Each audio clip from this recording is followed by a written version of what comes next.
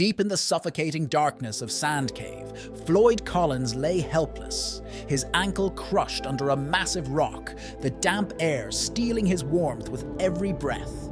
Above ground, a desperate race against time began.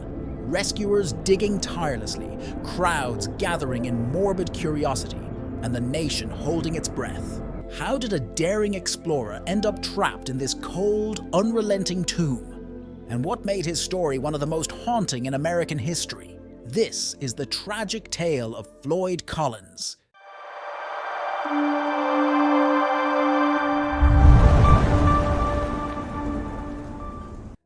Floyd Collins was born in 1887, and he was no stranger to the dark, twisting caves beneath Kentucky's soil. He spent his life driven by a passion for exploration and discovery. In 1917, that passion led him to Crystal Cave. Floyd believed this discovery could change his life and make him rich. With its rare formations and stunning beauty, Floyd hoped it would attract tourists from all over. But there was one glaring issue: Crystal Cave's location. Tucked away on the remote Flint Ridge Road, it was far from the bustling routes that brought travelers to more accessible caves. During the 1920s, cave tourism was big business, but competition was fierce. Rival cave owners played dirty, undercutting each other in what became known as the Cave Wars. Floyd knew of another potential cave located on property owned by Beasley Doyle.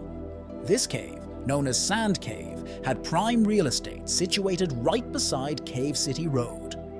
Floyd entered into an agreement with Beasley Doyle to explore Sand Cave and share the profits if the cave proved worthy to show.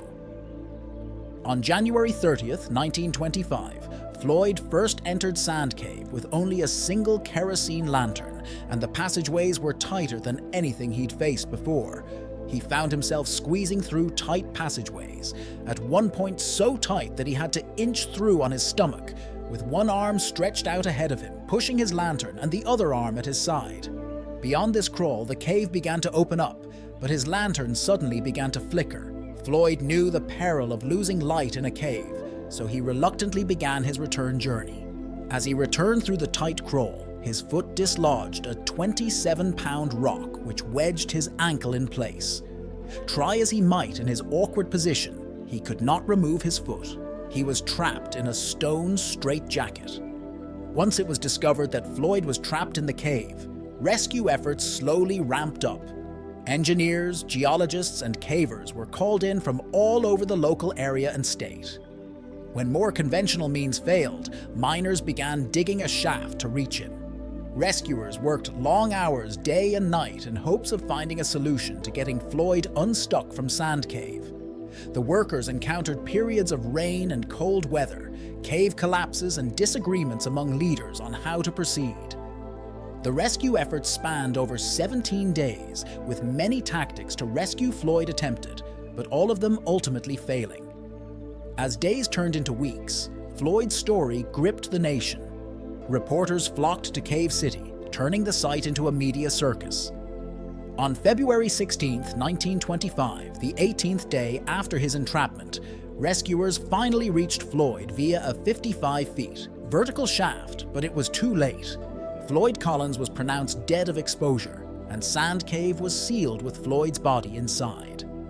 Months later, his body was removed for a formal burial closer to his family's home near Crystal Cave. He now rests in the Mammoth Cave Baptist Church Cemetery.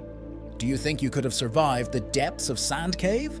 Let us know in the comments below, and don't forget to like and subscribe for more gripping tales from history.